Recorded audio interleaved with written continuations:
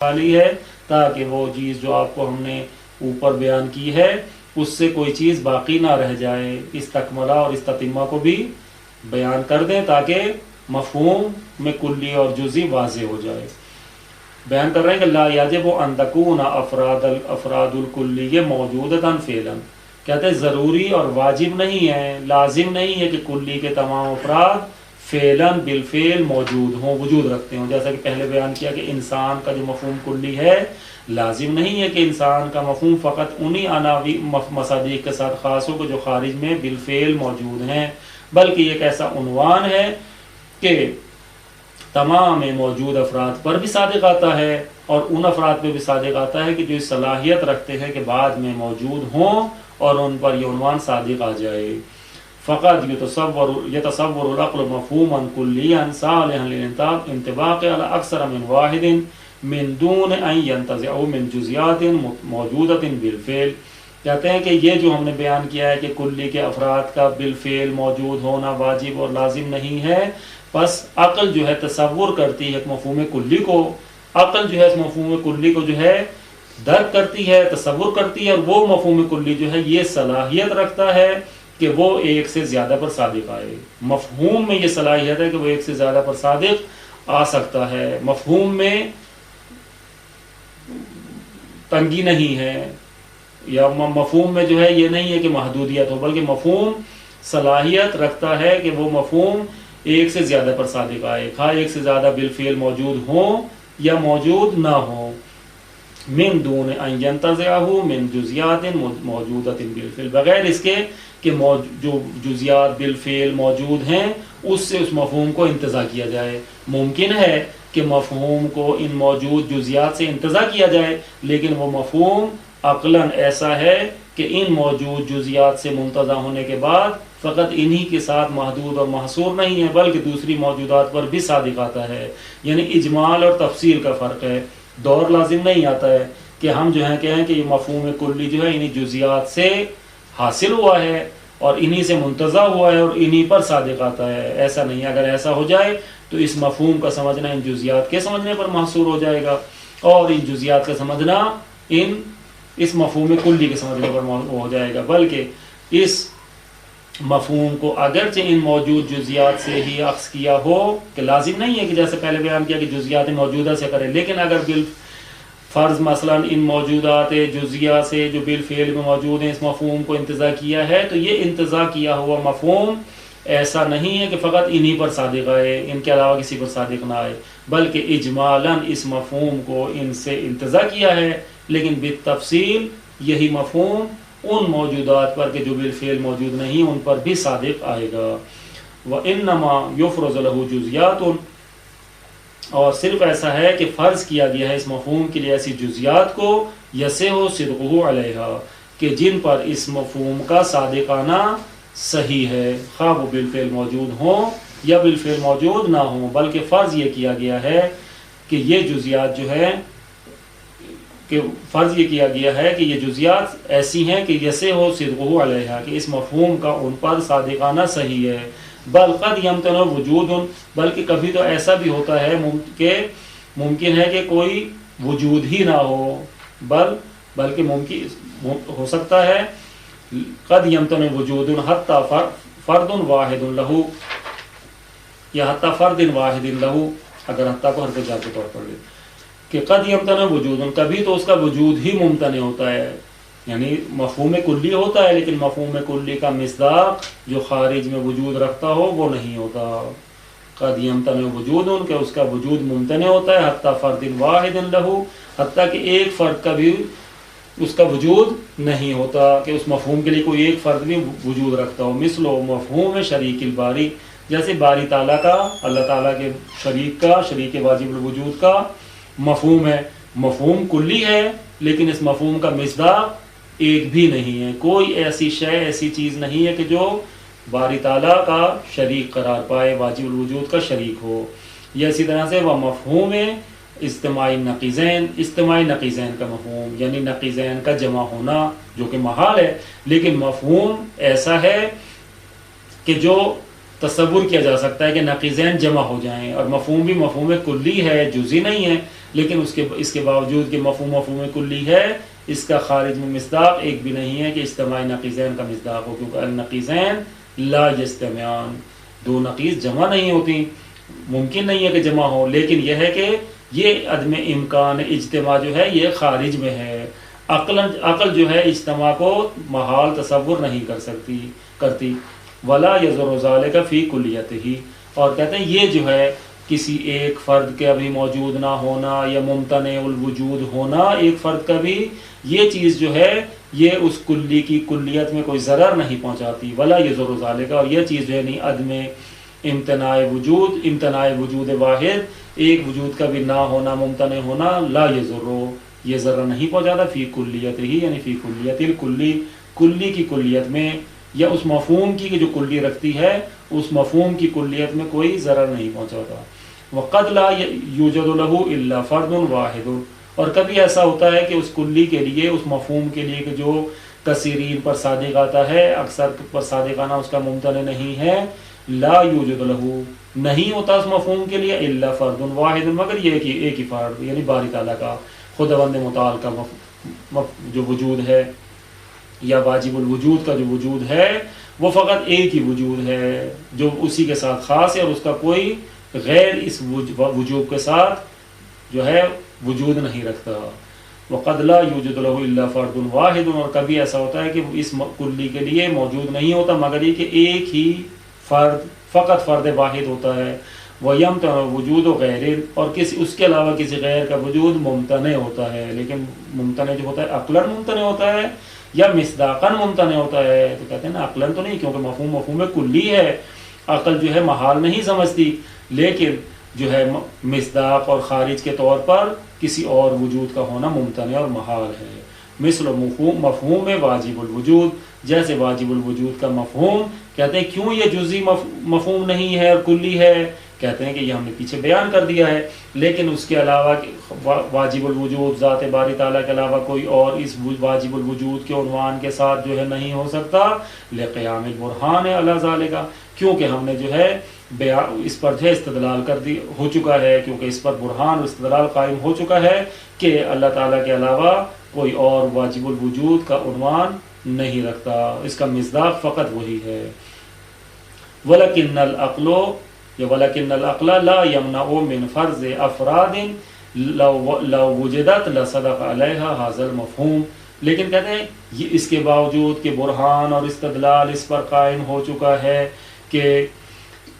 شریک باری تعالیٰ یہ واجب الوجود کا جو کوئی اور مصداق نہیں ہے اور ممتنع ہے کوئی اور وجود کا ہونا واجب الوجود کے عنوان کے ساتھ، کہتے ہیں یہ جو ہم نے بیان کیا کہ اس پر برہان قائم ہو چکا ہے، اس کے باوجود کہ برہان اس پر ہے لیکن یہ برہان مصداقاً ہے، عقل جو ہے اس کو ممتنع خیال نہیں کرتی، ممتنع نہیں سمجھتی۔ ولیکن العقل، لیکن جو عقل ہے لا یمنع، منع نہیں کرتی، نہیں روکتی، من فرض افراد کے فرض کرنے سے، کہ اس واجب الوجود کے دیگر افراد کو بھی فرض کیا جائے، دیگر افراد کو بھی خیال کر لیا جائے، اس فرض کرنے سے عقل نہیں روکتی کہ لو وجدت، کہ اگر وہ افراد فرض کر لیے جائیں اور پائے جائیں، لصدق علیہ ھذا المفہوم، تو ان پر افراد پر بھی یہ والا مفہوم یا واجب الوجود کا مفہوم صادق آ جائے گا کہ بالفرض، یعنی فرض کرنا فرض محال تو نہیں ہے، بس اگر اس محال کو ہم فرض کر لیں کہ واجب الوجود کے افعال ہو سکتے ہیں، تو اگر وہ ہو جائیں تو ان پر یہ مفہوم صادق آ جائے گا۔ وَلَوْ كَانَ مفہوم واجب الوجود جزیاً، اگر کوئی کہے کہ نا واجب الوجود کا مفہوم جزئی ہے اور وہ فقط باری تعالیٰ پر ہی صادق آتا ہے، ایسا مفہوم ہے کہ جو کثیرین پر صادق نہیں آتا، تو پھر اس سوال کا جواب یہ ہے کہ اگر یہ ہے تو پھر جو ہے ہمیں توحید پر استدلال اور برہان قائم کرنے کی ضرورت ہی نہیں ہے،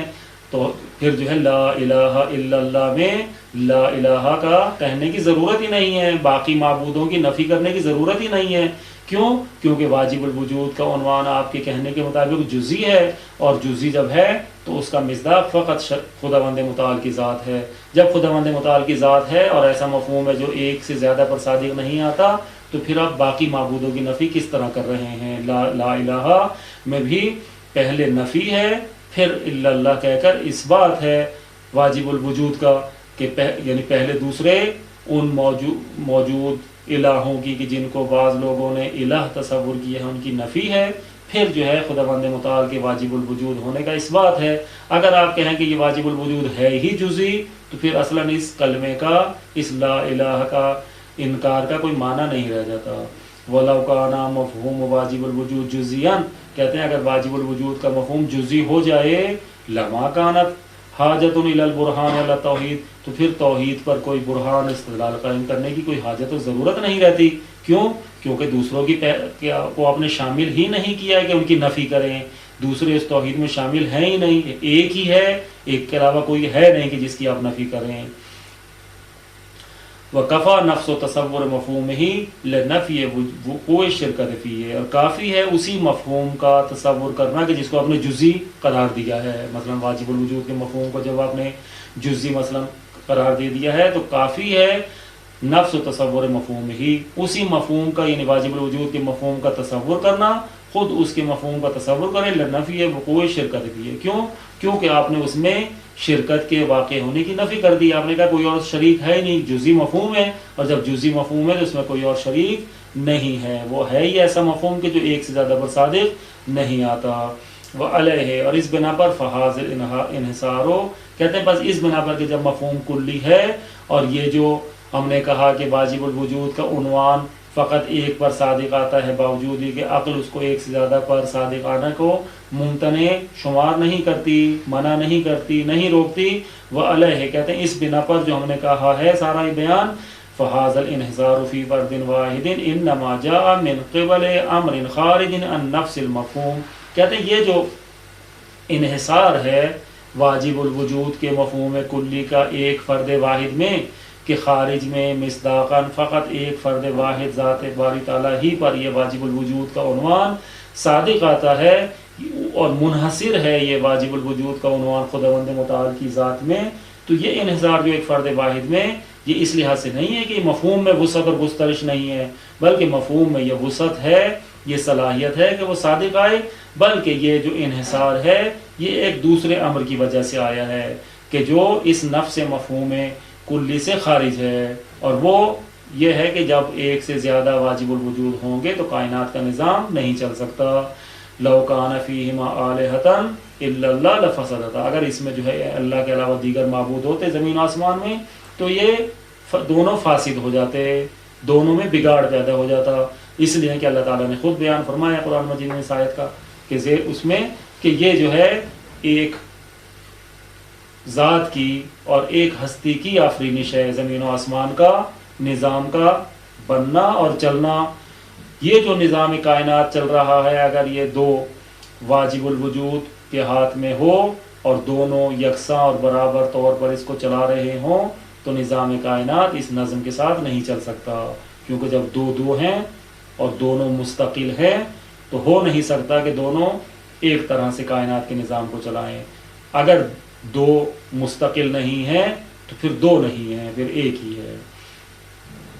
جو حقیقت میں مستقل ہے۔ تو بیان کر رہے ہیں علیہ، اور اس بنا پر فحاظ الانحصار فی فرد واحد، یہ جو انحصار ہے عنوان واجب الوجود کا ایک فرد واحد میں، انما جاء من قبل امر خارج عن نفس المفہوم، اس مفہوم سے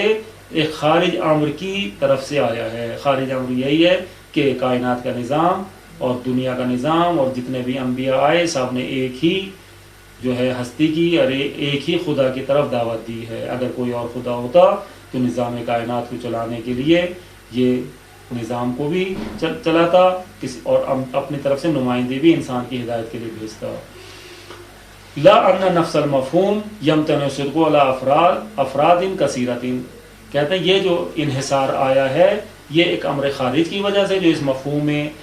کلی سے نفس مفہوم سے خارج ہے۔ لا ان نفس المفہوم، ایسا نہیں ہے کہ یہ خود یہ مفہوم جو ہے ایسا ہو کہ یمتنع صدقہ علی افراد کثیرۃ، کہ یہ واجب الوجود کا جو عنوان ہے یہ مفہوم جو ہے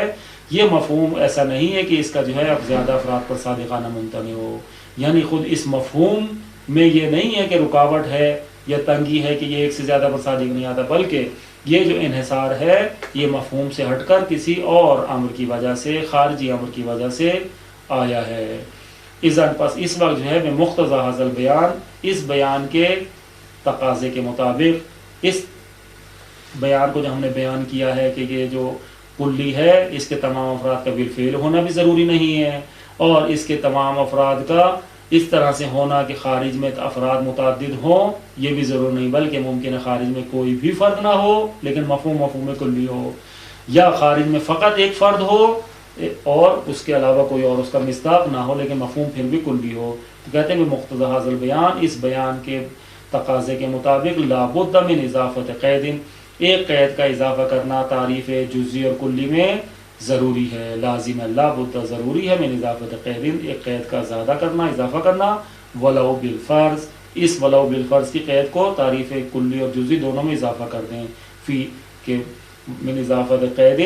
ولو بالفرض فی تعریف الجزئی والکلی، جزئی اور کلی دونوں کی تعریف میں، تعریفین تھا نون اضافت میں گر گیا، تعریف الجزئی والکلی، کلی اور جزئی دونوں کی تعریف میں قید کا اضافہ کر دی والی. فالجزئی، پس جزئی کی تعریف کیا ہو جائے گی، المفہوم، وہ مفہوم یمتنع صدقہ علی کثیر ولو بالفرض، کہ جو ممتنع ہے اس کا زیادہ پر صادقانہ، یا یمتنع صدقہ علی اکثر من واحد، پیچھے یہ بیان کیا تھا، علی اکثر من واحد، یمتنع صدقہ علی کثیرین، مختلف انداز سے تعریفیں کی ہیں، لیکن اس تعریف کے بعد ولو بالفرض، اگر فرض بھی کر لیں، چاہے فرض بھی کر لیں، جزئی ایسا مفہوم ہے کہ جو ایک سے زیادہ پر صادق نہیں آتا یا زیادہ پر صادق نہیں آتا، چاہے فرض ہی کر لے. والکلی، اور اس طرح کلی کی تعریف کریں کہ لا یمتنع صدقہ، یعنی المفہوم الذی لا یمتنع صدقہ علی کثیرین ولو بالفرض، کہ ایسا مفہوم ہے کہ جو زیادہ پر جس کا صادق آنا ممتنع اور محال نہیں ہے، چاہے فرض ہی ہم کریں، فرضی طور پر ہی، یعنی فرض کرنے میں ہم کہیں گے کہ زیادہ پر صادق نہیں آتا، اگرچہ مصداقاً صادق آنے میں ممتنع ہے، مصداقاً صادق نہیں آتا، لیکن فرض اگر ہم کریں تو صادق آ سکتا ہے زیادہ پر. تنبیہ، ایک نوٹ بیان کر رہے ہیں، تنبیہ بیان کر رہے ہیں کہ مدالیل، ہم نے کیونکہ الفاظ کی مفردات کی 3 قسمیں بیان کی تھی کہ مفردات جو ہے یہ عادات ہیں یا اسماء ہیں یا کلمہ اور افعال ہیں، فعل ہیں، ان تینوں کو بیان کر رہے ہیں کہ تینوں جو ہیں وہ مفاہیم کلی ہیں یا جزئی ہیں، ان میں سے کون سے مفہوم جزئی رکھتے ہیں اور کون سے مفہوم کلی رکھتے ہیں. بیان کر رہے ہیں مدالیل الادوات کلھا، جتنے بھی حروف کے مدالیل ہے، جن جن چیزوں پر حروف کی اور ادوات کی دلالت ہے، وہ جو مدلول ہیں حروف کے، وہ تمام کے تمام مفاہیم و جزئیتن، وہ جزئی مفاہیم ہیں. تمام حروف کے جو مدالیل اور مدلول ہیں وہ جزئی مفہوم رکھتے ہیں اور اپنے ہی مصداق پر صادق آتے ہیں، اپنے علاوہ کسی اور پر صادق نہیں آتے. والکلمات ای الافعال، کہتے ہیں اور وہ جو کلمات ہیں، یعنی نحوی لحاظ سے افعال ہیں اور منطقی لحاظ سے ہم ان کو کلمات سے تعبیر کرتے ہیں، کہ وہ جو کلمات اور افعال ہیں ان کی 2 صورتیں ہیں، ایک ان کی شکل و صورت اور حیت ہے، اور ایک ان کا مادہ اور میٹیریل ہے جس پر وہ تشکیل پائے ہے. تو کہتے ہیں یہ جو کلمات اور افعال ہیں بہیئتھا تدل علی مفاہیم جزئیتن، یہ مفاہیم جزئیتن، کہ یہ جو افعال اور کلمات ہیں یہ اپنی شکل و صورت اور حیت کے لحاظ سے یہ مفہوم جزئی پر دلالت کرتے ہیں، ان کے مفہوم جزئی ہے، یعنی ہر حیت کا مفہوم اپنی ہی حیت کے ساتھ خاص ہے. جو ماضی کا مفہوم ہے ماضی کے ساتھ خاص ہے اور جزئی طور پر فقط ماضی پر صادق آتا ہے، جو مضارع کا ہے وہ فقط مضارع پر صادق آتا ہے، مفہوم جزئی ہے. وہ بے موادہا، اور یہی کلمات اور افعال جو ہیں اپنے مادہ اور میٹیریل کے لحاظ سے، مواد کے لحاظ سے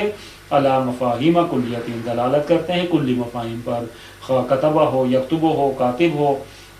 یا اکتب ہو، یہ تمام کے تمام جو کلمات ہیں، البتہ کاتب کو انہوں نے کلمات سے نکال کر اسماء میں شامل کر دیا تھا، تو یہ فعل ماضی، مضارع، امر وغیرہ جو ہیں یہ سب جو ہے اپنے مواد کے لحاظ سے کیونکہ مشترک ہیں تو ایک مفہوم کلی پر دلالت کرتے ہیں. مفہوم کلی یعنی کتابت، کہ جو کتبہ میں بھی ہے یکتبہ میں بھی ہے، وہ مفہوم کلی پر مثلا دلالت کرتے ہیں جو ان کے مادے کا مفہوم کلی ہے.